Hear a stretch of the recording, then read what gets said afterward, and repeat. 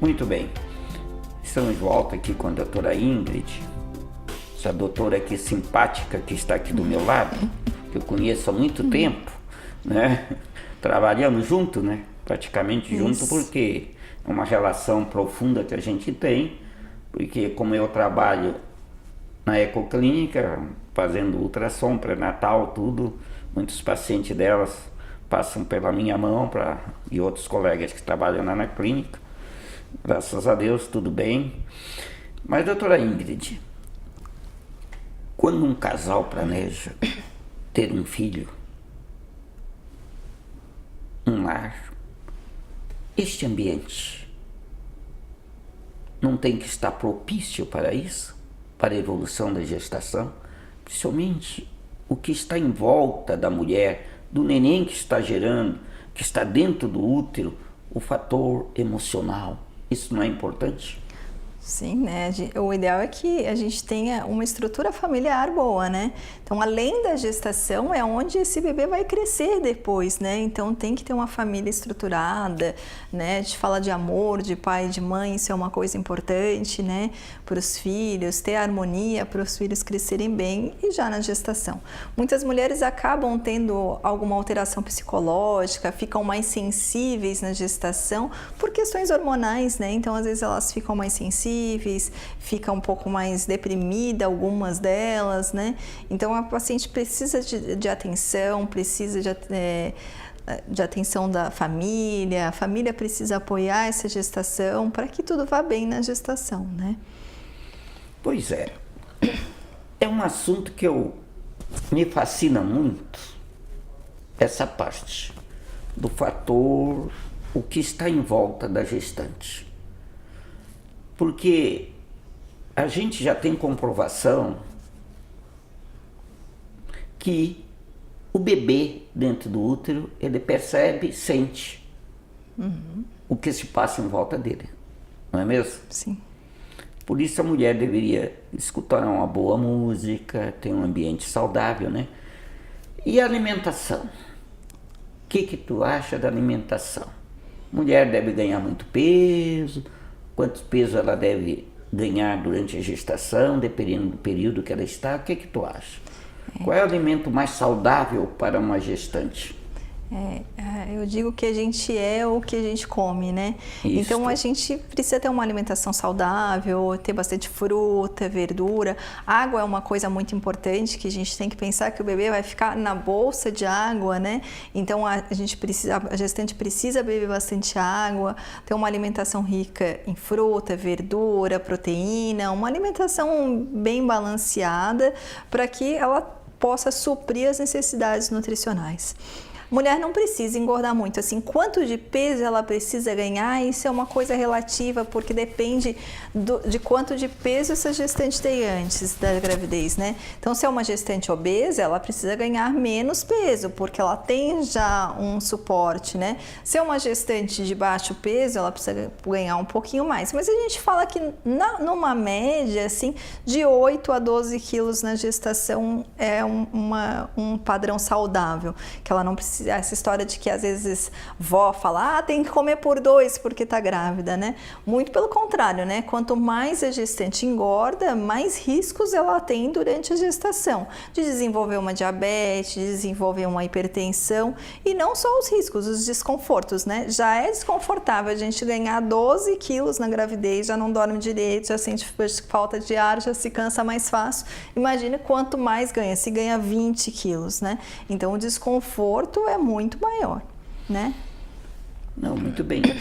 E na tua experiência, assim, do dia a dia, qual é o alimento ideal, por exemplo, para uma gestante? Um período matutino, café da manhã, o almoço, a janta. Qual é o procedimento ideal para ela?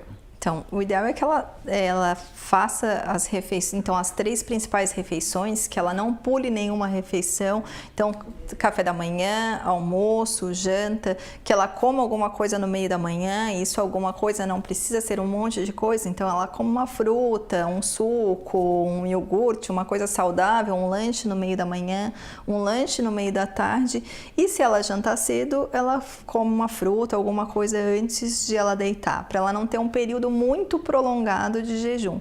Então, pelo menos aí durante o dia, a cada 3 horas, ela come alguma coisa, né? Alguma coisa, pouca coisa, não precisa ser um monte, porque ela não precisa engordar um monte, né? Então ela não precisa comer por 2, só para ela não fazer um período muito grande de jejum, principalmente ali no início da gestação, né?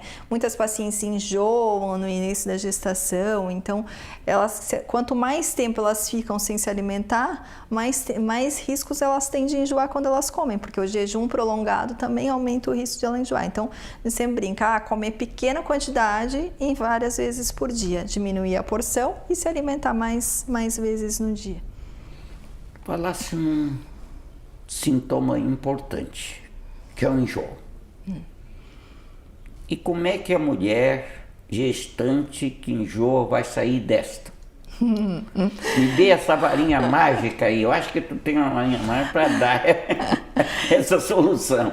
Então, muitas mulheres enjoam na gravidez e nem sempre enjoo é um sintoma que não é saudável, às vezes é um enjoo discreto, só enjoo, tem raros episódios de vômitos, mas existem alguns casos que não é tão fácil assim. Tem mulheres que têm desidratação, que evoluem com problemas mais graves por causa do enjoo. Enjoa, né? Tem mulheres que enjoam a gravidez inteira, né? Mas o mais comum é que ela enjoe ali no começo. Então, a gente fala que fruta ácida diminui o risco de enjoo. Tem mulheres que falam que na maioria das vezes o gelado dá menos enjoo do que o quente, então dá preferência para as coisas mais geladas, verduras, frutas, que aí enjoa menos. Água, às vezes, é uma coisa difícil de beber, então a água gelada, quando a gente está enjoado, né? A água gelada é mais fácil, às vezes bota até umas gotinhas de limão, porque a acidez do limão acaba diminuindo um pouco o enjoo.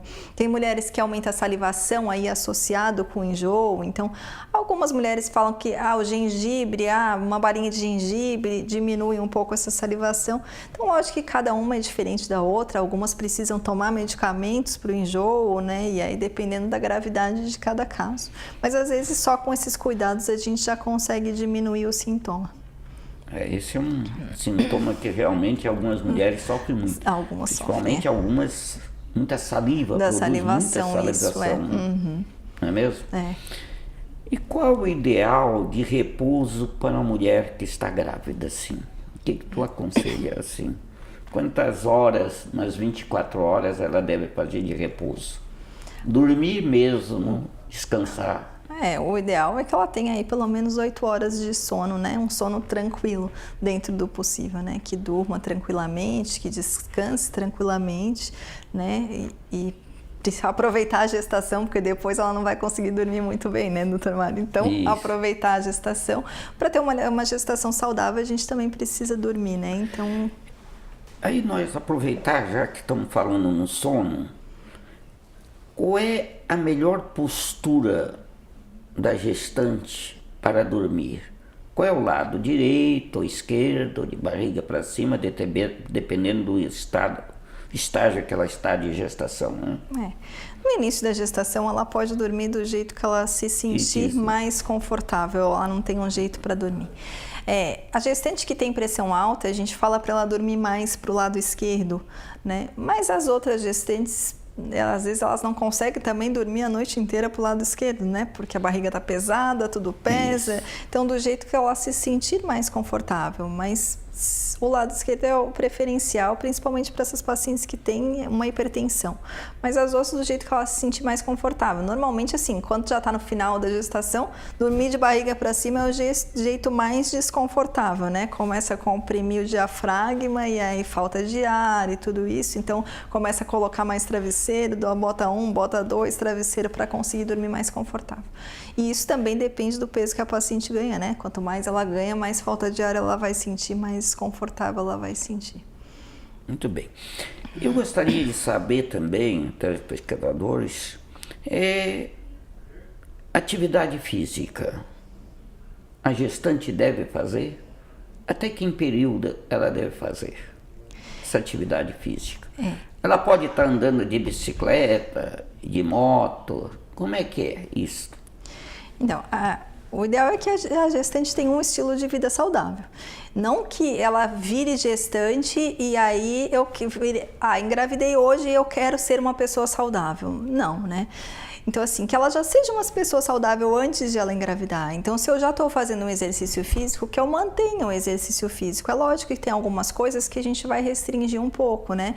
A frequência cardíaca acelera mais rápido, e aí acelerando a frequência cardíaca da mãe, acelera a frequência cardíaca do bebê. Então, a gente prefere que não acelere tanto.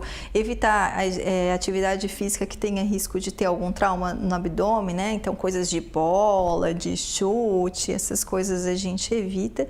E aí, na gestante que não está fazendo nenhuma atividade física, a gente pede para ela poupar o primeiro trimestre. Então, se ela já fazia atividade física, se não é uma gestante que teve nenhum sangramento, nada, ela pode continuar fazendo atividade física.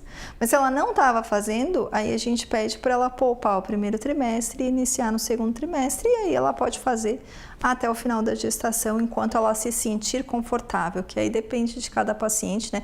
Lógico, se ela não tiver nenhuma intercorrência na gestação, né? Se é uma gestação saudável, então ela pode levar isso até o final. Andar de moto é uma coisa complicada, né, doutor Mário? Isso. A moto, eu falo que moto por si é uma coisa perigosa, né? Então, a gente que trabalha no hospital, a gente vê que os acidentes mais graves são acidentes de moto. E não é o problema de, às vezes as pacientes pensam assim, porque eu vou andar de moto porque a moto chacoalha. Então não é o problema de a moto chacoalhar, o problema é que a gente pode sofrer um acidente e não existe capacete para a barriga, né? Então esse acidente pode ter um trauma na barriga, bater a barriga e existe risco de descolamento de placenta, então riscos importantes. Então, eu ando com cuidado, mas às vezes não depende da gente, às vezes eu ando com cuidado, mas o outro não anda, né? Então se der para evitar, é melhor evitar. Muito bem. Vamos fazer mais um intervalo e retornamos já com o último bloco deste bate-papo excelente que está sobre gravidez.